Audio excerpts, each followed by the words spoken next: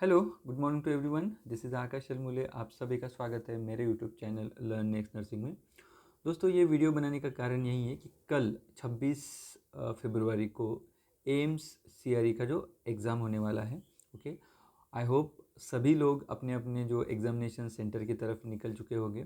Okay, तो आप सभी को बहुत इंपॉर्टेंट चीज़ें बतानी है कि कल का पेपर आपको किस तरीके से सॉल्व करना है, एंड साथ ही साथ आप एग्जामिनेशन हॉल में जाते वक्त क्या क्या लेके जा सकते हैं, ये सब कुछ हम लोग यहाँ पे बात करेंगे। ठीक है, सबसे पहली बात है कि कल कल जाते हुए आपको जो प्रिंट आउट लेना है, आपका जो एडमिट कार्ड है उसका, और साथ ही साथ आपका जो ओरिजिनल आधार कार्ड है। ओके, ये दो ही चीज़ें आप लेके जा सकते हो। ठीक है, आधार वेरिफिकेशन होने वाला है आपका, तो आपका जो रिपोर्टिंग टाइम क्या रहने वाला है, 7 AM का रिपोर्टिंग टाइम है। आपका एक्चुअल एग्जामिनेशन टाइम है 9 to 12। ओके, अब 9 to 12 का आपका एग्जामिनेशन टाइम है, रिपोर्टिंग टाइम आपका 7 AM का है। तो क्या करना है आपको, 7 AM को या 7:30 बजे तक आपको एग्जामिनेशन सेंटर में पहुंचना है। जाने के बाद वहाँ पे आधार वेरिफिकेशन होगा एंड उसके बाद ही आपको अंदर में छोड़ा जाएगा। ठीक है, आपका पेपर 9 यानी 1.5 घंटे का पेपर है। आप सभी को पता है कि 90 मिनट का पेपर रहने वाला है और 100 MCQs आने वाले हैं। ओके, तो हर एक सेक्शन 5 सेक्शन में डिवाइड होने वाला है। आपको हर एक सेक्शन में 20 MCQs आने वाले हैं। 18 मिनट में आपको एक सेक्शन सॉल्व करना है। ओके, हर एक सेक्शन ख़त्म होने के बाद आप सेकंड सेक्शन जाओगे, फिर थर्ड, फोर्थ, फिफ्थ। ओके, इस तरीके से सेक्शन बनने वाला है। हर एक राइट आंसर के लिए आपको 4 मार्क्स बनने वाले हैं। ओके, 4 मार्क्स मिलने वाले हैं, और हर एक रॉन्ग आंसर के लिए आपका 1 मार्क्स कम होने वाला है। ये इंपॉर्टेंट चीज़ है। तो आपको पेपर कैसे सॉल्व करना है, अब पेपर इस तरीके से सॉल्व करना है आपको कि आप कल का जो पेपर है एम्स सीआरई का, जिसमें ईएसआईसी नर्सिंग ऑफिसर, एम्स का एसएनओ एंड बाकी जैसे रिम्स का है, बाकी पीएचएन, ये सभी का पेपर होने वाला है। अब बहुत सारे स्टूडेंट्स को दिक्कत आ रही है कि सर पेपर हमारे 2 होंगे, 3 होंगे, कितने होंगे। तो उन्होंने क्या बोला है कि आपका पेपर 9 to 12 रखा है, तो 1.5 घंटे का 90 मिनट में पेपर आपको सॉल्व करना है एक पेपर। तो वहाँ पे उन्होंने 9 to 12 लिखा है। दैट मीन्स मुझे ऐसे लग रहा है कि आपके 2 पेपर होने वाले हैं। बहुत सारे लोगों ने 2 के लिए अप्लाई किया होगा, कम से कम 2 तो अप्लाई किया है आपने। सो 9 to 10:30 का एक पेपर रहेगा। 10:30 जैसे ही ख़त्म हो जाएगा, आपका जो दूसरा एसएनओ का पेपर रहेगा, या किसी ने रिम्स इसका वगैरह किया होगा तो उसका पेपर रह सकता है। तो मे भी इस तरीके से वो पेपर रहने वाला है। आपको वहाँ पे जाके ही पता चलने वाला है, यहाँ से कोई नहीं बता पाएगा कि आपका पेपर किस तरीके से होने वाला है, क्योंकि ये वेरी फर्स्ट टाइम इन्होंने इस तरीके का पेपर सेट कर रहा है। ओके, दूसरी बात यह है कि आपका पेपर एक ही शिफ्ट में होने वाला है, इसीलिए आपके सेंटर्स बहुत दूर दूर मिले होंगे आप लोगों को। आपका जो पेपर है एक ही शिफ्ट में होने वाला है, आइदर वो ईएसआईसी नर्सिंग ऑफिसर का रहे, एसएनओ का रहे, या रिम्स का जो नर्सिंग ऑफिसर है वो है, और बाकी इसका देखना पड़ेगा किस तरीके से। बट नर्सिंग ऑफिसर का तो आपको बता देता हूँ कि एक ही शिफ्ट में एग्जाम होने वाला है। तो आपको पेपर कैसे सॉल्व करना है, आपका पेपर पूरा परसेंटेज बेस रहेगा। ओके, परसेंटाइल मल्टीपल शिफ्ट में अगर होता था तो परसेंटाइल रहता था, लेकिन एक ही दिन एक ही समय पे एक नर्सिंग जो डिपार्टमेंट है उसका एग्ज़ाम होने वाला है, तो यहाँ पे परसेंटेज रहने वाला है। तो आप में इसको कैसे सॉल्व करना है, तो सबसे पहले यह है कि आपको जितना आ रहा है, जितने एमसीक्यू आ रहे हैं उतने आपको सॉल्व करना है। ज़्यादा से ज़्यादा निगेटिव आपको बचाना है यहाँ पे। ऑल्दो यहाँ पे परसेंटाइल नहीं रहने वाला है, बट स्टिल आपको बोलूँगा कि आपने 100 में से कम से कम 70 MCQ करके आना है।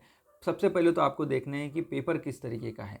पेपर अगर इजी है तो सभी के लिए इजी है। आपको देखो इजी है, सभी के लिए इजी रहेगा, तो आपको थोड़ा सा 2-4 MCQ ज़्यादा छुड़ाने पड़ेंगे अगर आपको मेरिट लिस्ट में आना है। ओके, अगर आपका कठिन है पेपर, यानी डिफ़िकल्ट जा रहा है, तो सभी के लिए डिफ़िकल्ट है। यहाँ पे भी आप थोड़ा सा कैलकुलेटेड रिस्क ले सकते हो। तो मेरा ये बोलना है कि आपको 70 to 75 MCQ, बहुत ही ज़्यादा होशियार हो, बहुत ज़्यादा आपको आ रहा है तो आप 80 तक जा सकते हो, लेकिन मैक्सिमम 80 ही मैं बोलूँगा, उसके अलावा ज़्यादा मत करिए।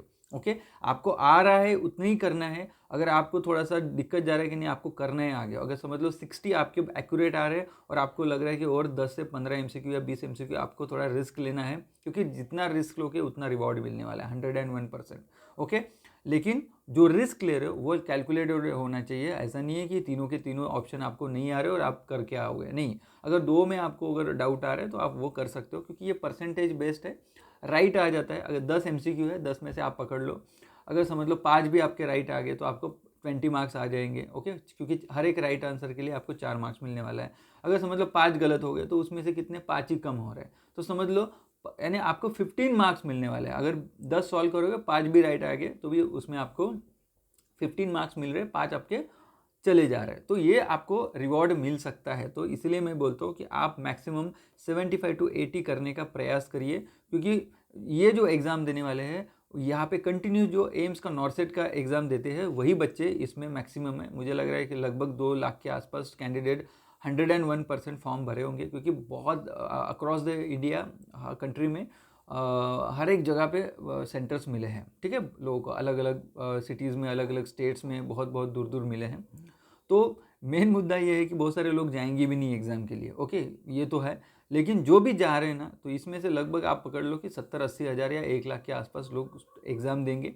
उसमें से 20 से 25 हज़ार रेगुलर नॉर्सेट के लिए पढ़ाई करने वाले। तो यही आपके 25 हज़ार जो स्टूडेंट है या 30 हज़ार स्टूडेंट है, ये आपके रियल कॉम्पिटिटर है। अगर आपने 6 महीना 1 साल से काफ़ी अच्छा पढ़ाई किया तो आपको कोई रोक नहीं सकेगा। अच्छे से एमसीक्यू पढ़िए, एमसीक्यू पढ़ने के बाद उसको इवेल्युएट करिए कि इसका राइट आंसर क्या हो सकता है। डोंट गो हपाजर्ड वे, ओके, ऐसे जाके टिक करके नहीं आना है कि ये आंसर हो सकता है। ओके, दिमाग के साथ मत खेलिए। जो दिमाग बोल रहा है स्टार्टिंग में, जो भी आपका सही आ रहा है उसी पे ज़्यादा फोकस करिए, उसी को राइट करिए। उसके बाद आपको 18 मिनट्स में 20 एमसीक्यू कॉल सॉल्व करना है। उसके एक सेक्शन खत्म होने के बाद नेक्स्ट सेक्शन में आप चले जाओगे, ठीक है, और दोबारा आप वो सेक्शन में नहीं आ सकते हो। तो अगर आपका 10 मिनट में भी ख़त्म हो रहा है तो बाद में अगर 8 मिनट मिल जाता है तो रिव्यू करने का कोशिश करिए एमसीक्यू को, एक बार देख लीजिए कि नहीं सही है ये है। क्योंकि बहुत बार क्या होता है कि आपको जो एक्सेप्ट जो ये एमसीक्यूज़ रहते हैं, या ऑल द अबाउ या नन ऑफ द अबाउ, ऐसे एमसीक्यूज़ आप गलत करोगे। तो वो थोड़ा सा एक बार देख के ही एमसीक्यू सोच समझ के ही सॉल्व करना है, पढ़ के सॉल्व करना है, ओके।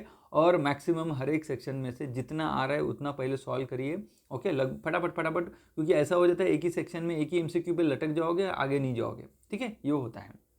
दूसरी बात यह है, जो हमारे स्टूडेंट है लर्न नेक्स्ट नर्सिंग के, मैं उनको सभी को बोलूँगा, जो निकिता मैडम ने जो PYQ बनाए हैं, क्योंकि एम्स के PYQ सीरीज़ हमने दी थी, एक लगभग 35 से 40 PYQ सीरीज़ है, साथ ही साथ लास्ट मिनट रिवीजन है। तो वो आपको आज के दिन वो करना है, आज के दिन आपको और कुछ नहीं पढ़ना है। वो आपको PYQ सीरीज़ यूट्यूब में फ्री ऑफ कॉस्ट मिल जाएंगी, और आपके जो ये है जो लास्ट मिनट रिवीजन है 30 सीरीज़ है, वो 5-5, 10-10 मिनट की एक है, तो 1-1.5 घंटे में वो भी हो जाएगा। तो मैं आप सभी को गुजारिश करूँगा, जो भी हमको फॉलो करते हैं, हमारे साथ जुड़े हैं, तो साथ ही साथ उन लोगों ने, सभी ने ये जो 2 या 3 घंटे के सेशंस है वो कर लीजिए।